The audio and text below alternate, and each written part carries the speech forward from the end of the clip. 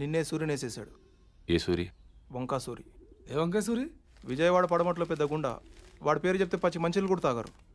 Water problem అనుకుంటా. ఇదే ఫస్టా? బోని బాగుందా? పనిలో పెట్టినా ముందన్నం పెట్టు. ఎవడో కష్టపడి సంపాదించినట్టున్నాడు. చెమట వాసన వస్తుంది. పర్లేదు, ఇంకో రౌండ్ వేయచ్చు. వీళ్ళకి ఆయాసమే రాదా? దూకటం రాదనుకుంటా. నమస్కారం సార్. బాగా వెయిట్ చేయించానా? పవర్ కోసం 10 ఏళ్ల నుంచి వెయిట్ చేస్తున్నాను. 10 నిమిషాలు లెక్క కాదు. కూర్చో. పదవి లేని పొలిటీషియన్ అంటే మొగడలోని ఆడదానితో సమానం ఫరూక్. జీ. ప్రతివాడు వీలేసిస్తాడు. జీ. వాల్యూ ఉండదు. చివరికి నీలాంటి వాళ్ళు కూడా వెయిట్ చేయిస్తారు. అయ్యో అది కాదు సార్, ఎగ్జాంపుల్కి చెప్తున్నాను. కష్టం. మీరు అలా అనకండి సార్. ఓటుకు వేయించుకుందాం, చాలకపోతే ఫుల్ బాటిల్ కూడా ఇద్దాం. పుల్లగా తాగి పడుకుంటారు. ఓటు వేయడానికి ఎవడు రాడు. మరీ మంచిది, మనమే హ్యాపీగా రిగ్గింగ్ చేసుకుందాం. ప్రతిపక్షంలో ఉన్న మనమే రెగించేస్తే పవర్లో ఉన్నాడు వాడంతా చేయగలడు బాజీరెడ్డి. ఓ కుర్రాడు 10th ఫెయిల్ ఇంటికి వచ్చాడు అనుకో, అందరూ వాడిని తిడతారు. అదే వాడు రిజల్ట్స్ చూసుకోగానే దారిలో ఏనుతులను దుక్కి జనం బయటికి లాగి ఇంటికి తెచ్చారనుకో, అందరూ వాళ్ళని ఓదారుస్తారు. ఫస్ట్ కేసులో పరీక్ష తప్పాడిని వాడి మీద కోపం ఉంటుంది. సెకండ్ కేసులో చచ్చి బతికాడిని సానుభూతి ఉంటుంది. నాకు అదే కావాలి, సానుభూతి. అందుకే నా మీద హత్యా ప్రయత్నం జరగాలి, కానీ నేను బతకాలి. ఫరూక్, రేపు 10వ తారీఖున మన పార్టీ ఎన్నికల ప్రచారం ప్రారంభమవుతుంది. అదే రోజున నా మీద అటెంప్ట్ జరగాలి. నన్ను హాస్పిటల్లో జాయిన్ చేస్తారు. టీవీ వాళ్ళు కవర్ చేస్తారు. అది చూసి నా అభిమానులు ఓ 2-3 కిరోసిన్తో కాల్చుకుని చేస్తారు. మిగతా ప్రచారం అంతా హాస్పిటల్ నుంచే చేస్తాను. స్ట్రెచర్ మీద పట్టుకొని ఇంటర్వ్యూ ఇస్తాను. వీల్ చైర్లో వెళ్ళి ఓటేస్తాను. బ్రహ్మాండంగా ఉందన్న. Wheel chair to CM chair. దీనికి బాగా ఖర్చు అవుతుంది సార్. ఎందుకు? చంపాలంటే 1116 కూడా చేసేవాళ్ళు ఉన్నారు. బీహార్ నుంచి వస్తారు, చంపేళ్ళిపోతారు. కానీ మీరు బతకాలంటే మాత్రం ప్రొఫెషనల్ కావాలి సార్. ఎంత ఖర్చైనా పర్లేదు, అలాంటి వాళ్ళని తెప్పించు. ఎక్కడి నుంచో తెప్పించక్కర్లేదు సార్, ఇక్కడే ఉన్నాడు. అవునన్నా, హైదరాబాద్ బాగా డెవలప్ అయింది. ఏం కావాలన్నా ఇక్కడే దొరుకుతుంది. ఇంతకి ఎవడాడు? ఫోన్ శివారెడ్డికి ఇవ్వండి. నాకు చెప్తే శివారెడ్డి చెప్పినట్టే. మిమ్మల్ని కాలిస్తే ఆయన కాల్చినట్టేనా? జోకులు బాగా వేస్తావే. గన్ను కూడా బాగా కాలుస్తాను. గన్ చూడాలనుకోండి, తప్పు లేదు. కానీ బుల్లెట్ చూడాలనుకోవద్దు, చచ్చిపోతారు. వాడిని చూసావా? వీడు ఆడుగా సార్, వేరేవాడు. వీడి వాడు కాకుండా వేరే వాడు అయినప్పుడు వాడు ఇంకెవడో అయి ఉంటాడు కదా సార్. ఆ బ్రెయిన్ నా కొడక 1-2 కాతరా, 1.5 లెక్కటానికి ఒక రోజు అట్టింది. సార్ సార్, ట్రైన్ కదిలింది. అట్టగా చూస్తా ఉండు, తర్రని వెళ్ళిపోద్ది. అవును సార్. ఎక్కి చావు. బ్యాగ్ బాగా చిరిగిపోయింది సార్. నువ్వేం టెన్షన్ పడకు నాన్న, జాగ్రత్తగా తీసుకొచ్చి కలిసి కొట్టించుకుందాం. మీరు అవునన్నవాడు మంత్రి, కాదన్నవాడు కంత్రి. నీకు ఇప్పుడు 2 ఆప్షన్స్ ఉన్నాయి. దిగి రావాలి, లేకపోతే దూకి చావాలి. నీకేం కావాలి? బాబు, ఇది ఏ స్టేషను? Railway station. మీ అమ్మ కూరలు ఉప్పు ఏముంటాయో ఏకంగా వీధంతా బుక్కేసావంటే ఏంటి? అటు ఉండాల్సిన వెల్కము ఇటు రాసిందయ్యా. ఏం పర్లేదు, అటు రాసిందనుకో నువ్వు ఇంట్లోకి వస్తుంటే మాకు బాగుంటుందని అర్థం. అదే ఇటుందనుకో నువ్వు వెళ్ళిపోతుంటే మాకు ఇంకా బాగుంటుందని అర్థం. దానికి ఇంత కష్టపడి వెల్కమ్ రాయటం ఎందుకు? బై అంటే సరిపోద్ది కదా. ఎక్కడికి వెళ్తున్నారు? పార్సల్ తీసుకురావడానికి స్టేషన్కి వెళ్తున్నాం. ఎలా గుర్తుపడతారు? పెద్దడైపోయి ఉంటాడు కదా. కదా, వాడు మనం గుర్తుపడతాడే పదా. ఇప్పుడు మీరు ముసలాళ్ళు అయిపోయారు కదా. దేవుడా, కూతుర్నేమంటే క్వశ్చన్ బ్యాంక్ ఇచ్చావా తండ్రి? రారా. అదేం నాన్నగారు, ఇన్నేళ్ల తర్వాత ఇంటికి వస్తే వాడితేం మాట్లాడరు? వాడు వస్తాడని 12 ఏళ్ల నుంచి చూస్తున్నాను. నేను మాట్లాడతానేమోనని ఇంకో 10 నిమిషాలు చూడలేడమ్మా వాడు. ఏట్రా, అరటిపళ్ళు కాస్త మంచి చూస్తే అవద్దు. అరటిపళ్ళు ఉండకొస్తున్నారండి, అమ్మాయిని ఉండకొస్తున్నారా? నువ్వేంటి ఇక్కడ? పెళ్లి చూపులు అక్కడ. అయితే నువ్వు ఇంకా ఎదగాలి పార్దు. అంటే ఈ డైరెక్షన్ లో కాదు, ఇక్కడ ఈ ఏరియాలో. ఇప్పుడు నువ్వు ఒక అంబాసిడర్ కార్ కొనడానికి వెళ్ళావు. పక్కనే ఒక బెంచ్ ఉంది. నువ్వేం కొంటావు? నువ్వు పోర్టబుల్ టీవీ కొనడానికి వెళ్ళావు. ఆ పక్కన ఒక పెద్ద ప్లాస్మా టీవీ ఉంది. నువ్వేం కొంటావు? అక్క అంబాసిడర్, నేను బెంజు. అది పోర్టబుల్. నేను ప్లాస్మా. అది లైఫ్ బాయ్. నేను లక్స్. అందుకే నా అందం దానికి ప్రాబ్లం కాకూడదని ఇలా వచ్చాను. దేవుడు దయ వల్ల దానికి పెళ్ళైపోతే అక్కడ గంటకు తగ్గ బంటలో ఏ హృతిక్ రోషనో అభిషేక్ బచ్చనో దొరకపోలే. చూసావా, నువ్వు కూడా చూపు తిప్పుకోలేకపోతున్నావు. అయ్యో దేవుడా, ఎందుకయ్యా ఇంత అందం ఇచ్చావు నాకు? బాధపడకు పూరి. మీ అమ్మ వాళ్ళందరూ అనవసరంగా భయపడుతున్నారు కానీ నువ్వు అంత అందంగా ఏం లేవు. కళ్ళేమంత పెద్దవి కావు. ముక్కు కూడా ఎవరో కొట్టినట్టు కొంచెం లోపలికి పెద్ద కలర్ కూడా కాదు కదా, ఇంకెందుకు భయపడటం? అంటే నేను అందంగా లేనా? వాళ్ళందరూ చెప్పటం వల్ల నీకు అలా అనిపిస్తుంది తప్ప.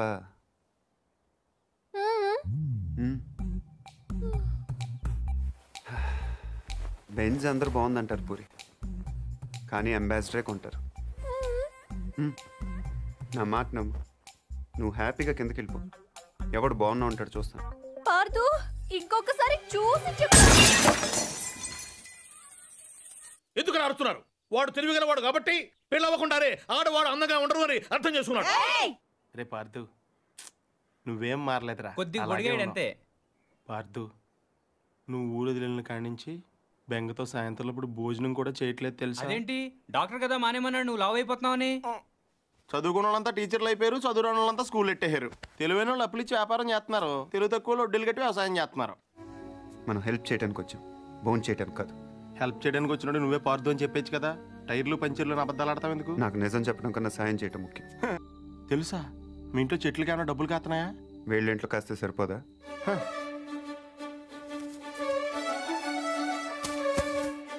ఏంటది? డబ్బులు. డబ్బులా? ఎంత? 3 లక్షలు. 3 లక్షలా? ఏం సరిపోదా? నీకు అలా అర్థమైందా?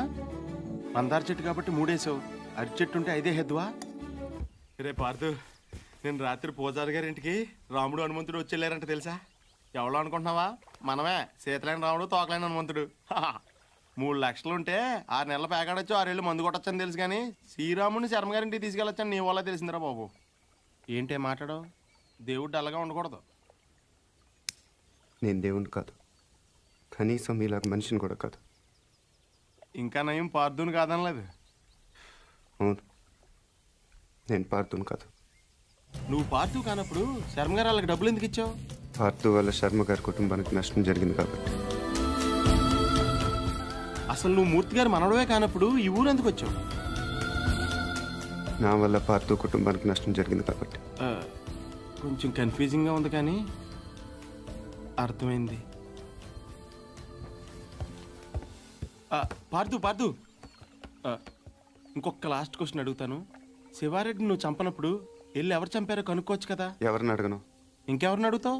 శివారెడ్డి పోయాడు కాబట్టి బాజిరెడ్డిని అడుగుతావు. అడగగానే చెప్పడానికి బాజిరెడ్డి ఏం చిన్నపిల్లాడు కాదు. అలాగని చెప్పి వదిలేస్తావేంటి? పోలీసులతో కొంచెం గట్టిగా అడిగించు. పోలీసులు కూడా నా కోసం కొంచెం గట్టిగానే తిరుగుతున్నారు. అమ్మో, అయితే నువ్వు కొన్నాళ్ళు బయట తిరగకుండా ఉండటం మంచిది.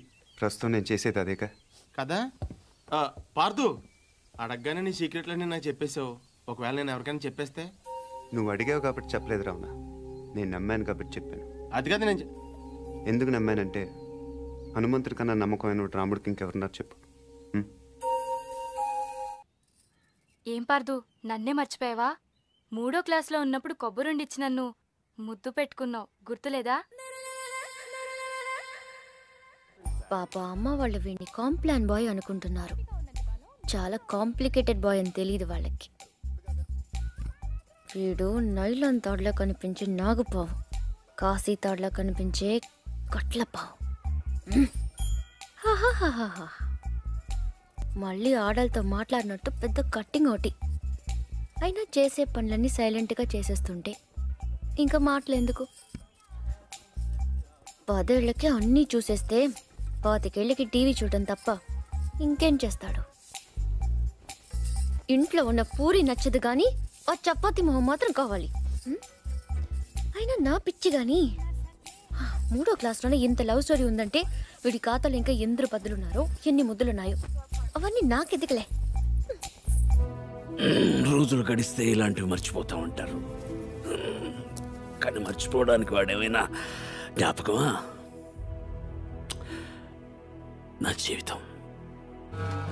నాయుడు, ఏంటిది? కంచె. ఇంగ్లీష్లో ఫెన్సింగ్ అంటారని ఎంఆర్ఓ గారు ఇప్పుడే చెప్తున్నారు, మీరు వచ్చారు. తెలివిగా మాట్లాడొద్దు నాయుడు. చూసారా, అడిగిన దానికి సమాధానం చెప్తే తెలివితేటలు అంటారు, చెప్పకపోతే పొగరంటారు. మరి నన్ను ఏం చేయమంటారు? చూడండి మూర్తి గారు, ఈ 5 ఎకరాలు మీదని మీకు అనిపించింది అనుకోండి, కోర్టుకి వెళ్ళండి, అది సివిల్ కేసు అవుద్ది. ఇలా వచ్చి గొడవ చేశారనుకోండి, అది క్రిమినల్ కేసు అవుద్ది.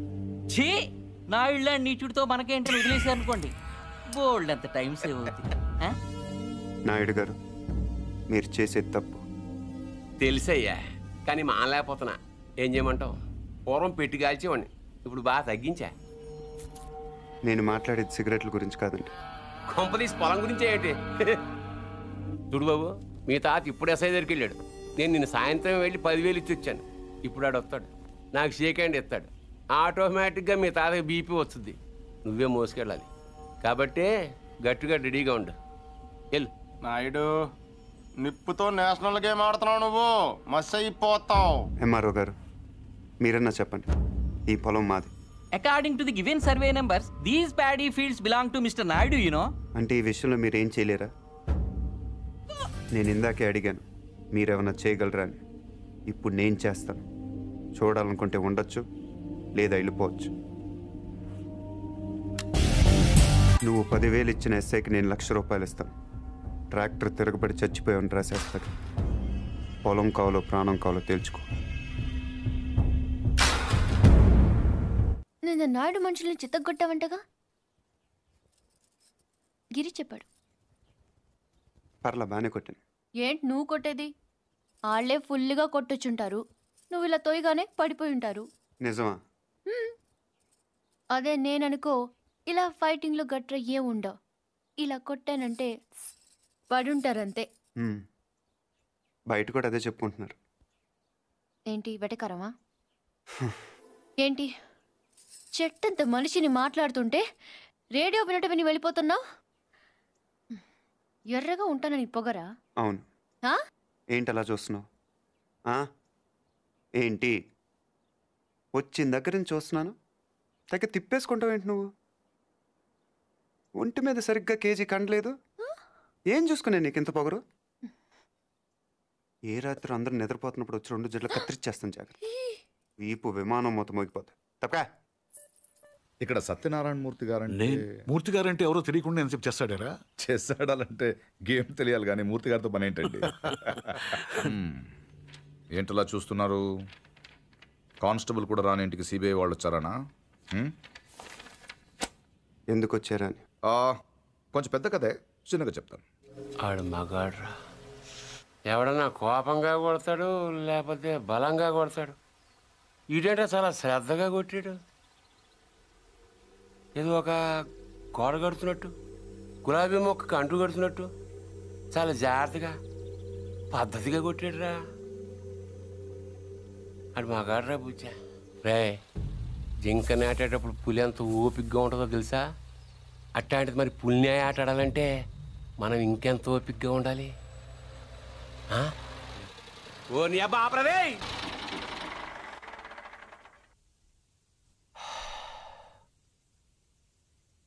నిశ్శబ్దం ఎంత భయంకరంగా ఉంటుందో చూసావా? అందుకే మీరెంత సైలెంట్గా ఉంటే మద్రంత వైలెంట్గా ఉంటుంది. ఎవడైనా గుడికి వెళ్తే దండం పెట్టుకొస్తాడు, ఇలా గొడవలు పెట్టుకొని రాడు. అయినా నాయుడితో మనకు నువ్వు సరిపోవురా?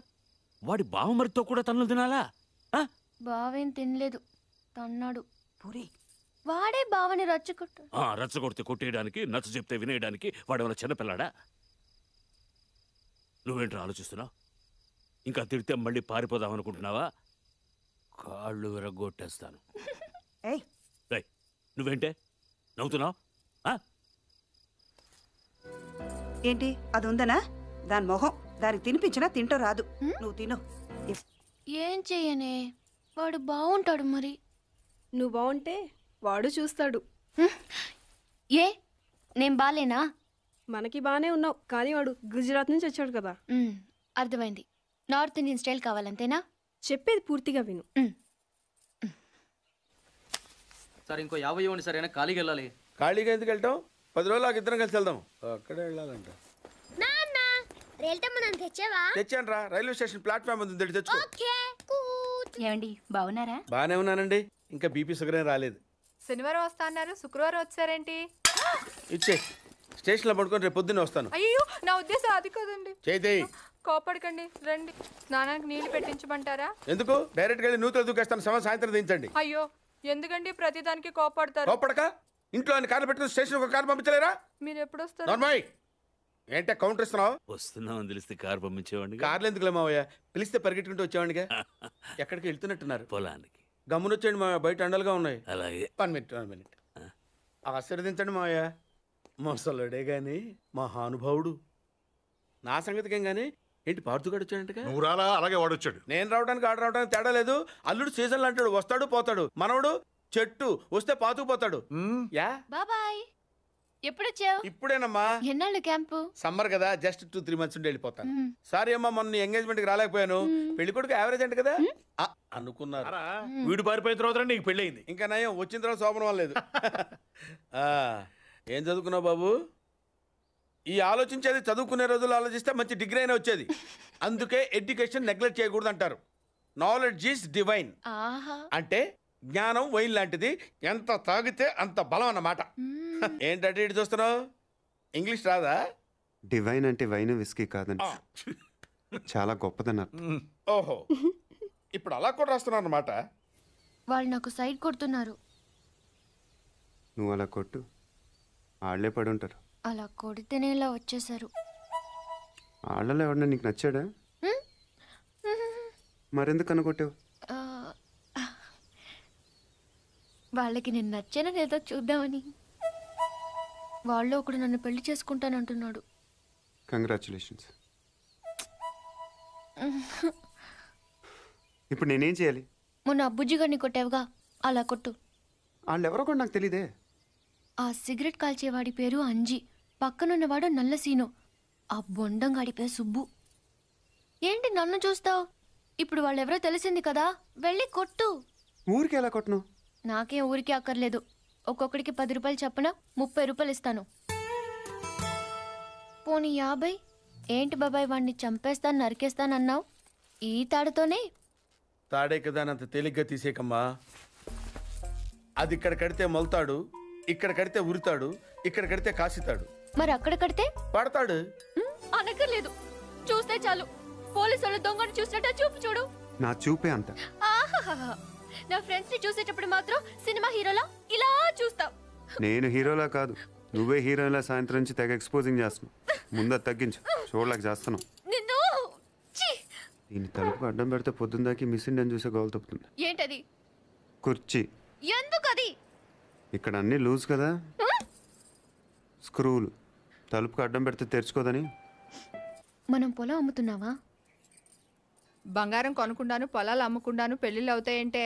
అంతేనన్నయ్య, మనం అమ్మాలంటే కందిపప్పు రేటు చెప్తారు, కొనాలంటే జీడిపప్పు రేటు చెప్తారు. నందు ఎలా ఉంటాడు? పొడుగ్గా ఉంటాడు. కళ్ళు ఎలా ఉంటాయి? వేటకెళ్ళేప్పుడు పులి కళ్ళు ఎలా ఉంటాయో అలా ఉంటాయి. కోపంగా, సూటిగా. వాడు మీకు దొరకడు. సార్ అలాంటి విషయాలు బ్యాంకులు బయటికి చెప్పరు సార్. లంచం ఇవ్వండి అయ్యా, ఇండియాలో దానికి అవ్వని పని లేదు. ఫ్రెండ్లీకి 1 లక్ష రూపాయలు లోన్ కావాలంటే ఏం చేయాలండి? ముందు పాత లోన్ తీర్చాలి. అది తీర్చడానికి లోను.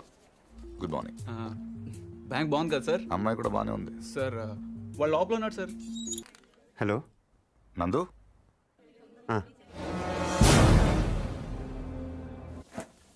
అసలు ఇంట్లో ఉంది మనవాడు కాడో ఎవడో బయట వచ్చి చెప్తే తప్ప తెలుసుకోలేని స్థితిలో ఉన్నాం మనం.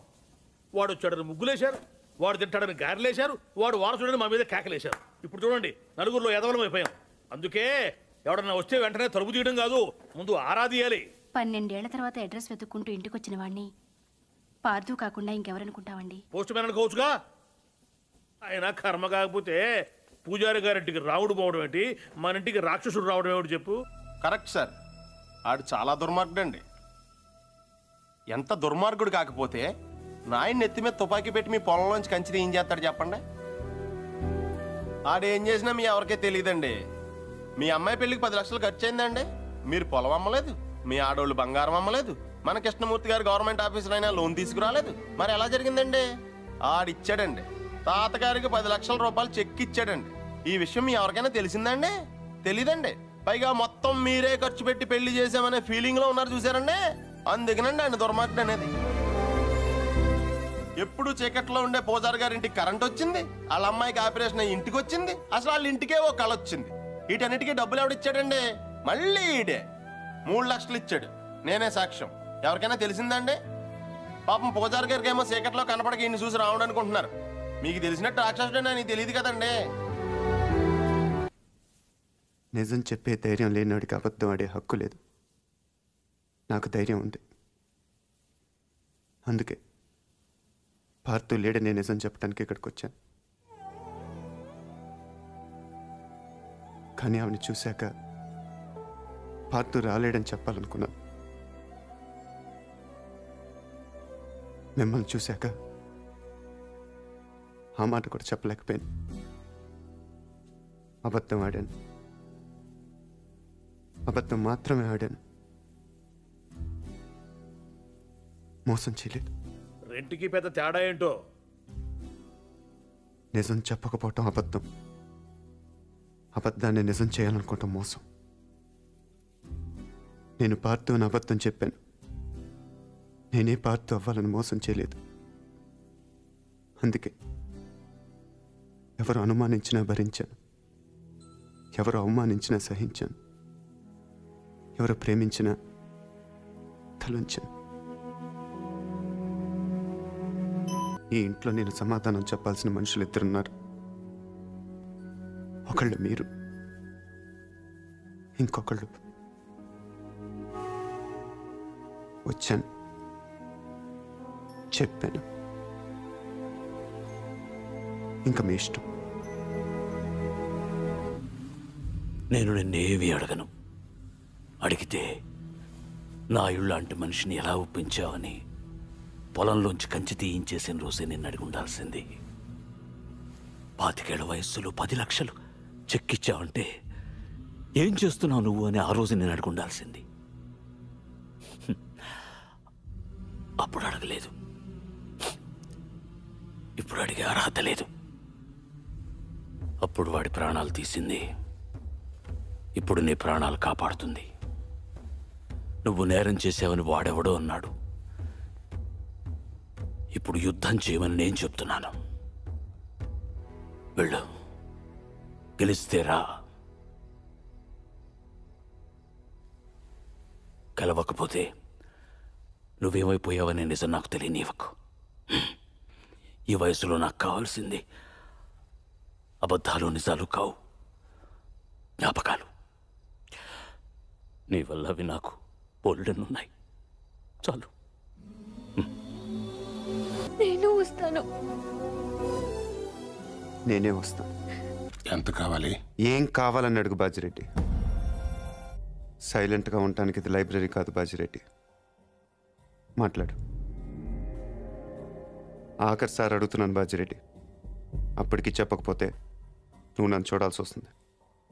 నీకు తెలుసు, నన్ను చూశాక ఇంకేం చూడటానికి నువ్వు ఉండవు. చూస్తావా? చెప్తావా? చెప్తాను.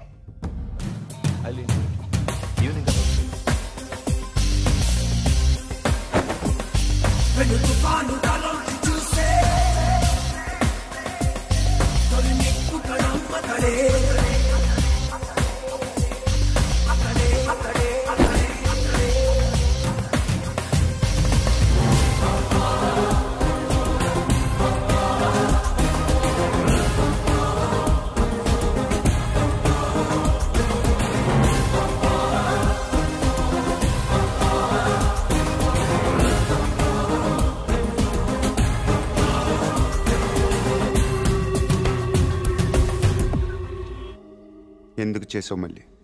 నీ మీద నాకేం కోపం లేదు నందు, అలా నీ ప్రేమ కూడా లేదు.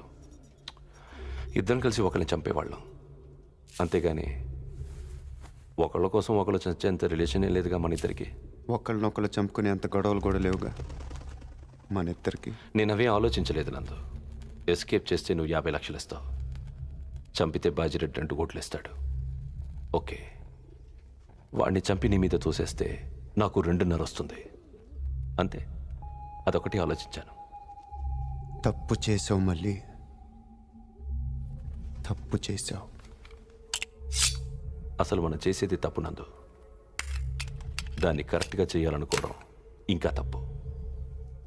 చంపడం తప్పు కాదు మళ్ళీ. మన్ని చంపాలనుకునే వాడిని చంపటం యుద్ధం. మన్ని కావాలనుకునే వాళ్ళని చంపటం నేరం. మన్ని మోసం చేయాలనుకునే వాడిని చంపటం న్యాయం. నువ్వు నేరం చేశావు, నేను న్యాయం చేస్తాను. తొందరపడ్డావు నందు. మరి నీ ఎంత మంచోళ్ళు బతుకుండకూడదు. నాకు ఇష్టం ఉండదు. ఏం కావాలరా నీకు? హోమా, రెవెన్యూవా, ఫైనాన్సా? మా అయ్యని చంపినోడి ఫోటో కావాలి బాబాయ్. ఊళ్ళో లేడా? జైల్లో ఉన్నాడు. వాడెవడో కానీ మీ సెక్రటరీ వాయిస్ కూడా బాగానే ఇమిటేట్ చేశాడు. వీడియోలు చూపిస్తేనే గ్రాఫిక్స్ అంటున్నారు. ఇంకా ఈ టెహల్కా టేపులు కోర్టుకి ఏం సరిపోతాయి? ఒకవేళ సరిపోయినా వాదనలు వాయిదాలు అయ్యేసరికి నువ్వు ఉండవు, నేను ఉండను. ఒప్పుకుంటాను, కానీ బయట శివారెడ్డి కొడుకున్నాడు చూసారా, వాడితోనే ప్రాబ్లం. కుర్రోడు కదా, కోర్టుకున్నంత ఓపిక వాడుకుంటదు. టేప్ వినగానే కాల్ చేస్తాడు. బాజిరెడ్డి గారు, శివారెడ్డి చేస్తే మీరు సీఎం అవుతారు, కానీ శివారెడ్డిని చంపితే మీరు నేరస్తుడవుతారు. ఇంత చిన్న లాజిక్ ఎలా మిస్ అయ్యారు మీరు? నువ్వు నాకు అన్నీ ఇచ్చావు. ఇల్లు, తాతయ్య, ప్రేమ, అన్నీ. నేనే నీకేమి ఇవ్వలేకపోయాను, కనీసం కప్పు కాఫీ కూడా. నేను నీ పేరు తీసుకున్నాను కాబట్టి దానికి చెడ్డ పేరు రాకుండా బతుకుతాను. అదే నేను నీకు ఇవ్వగలిగేది. శివారెడ్డిని మర్డర్ చేసిన వాడు యాక్సిడెంటల్గా పోయాడు, ప్లాన్ చేసిన వాడు ఆత్మహత్య చేసుకున్నాడు. ఇంకా ఈ కేసులో మిగిలింది ఒకడే, నందు. ఇంకేం పారదు కవర్లు.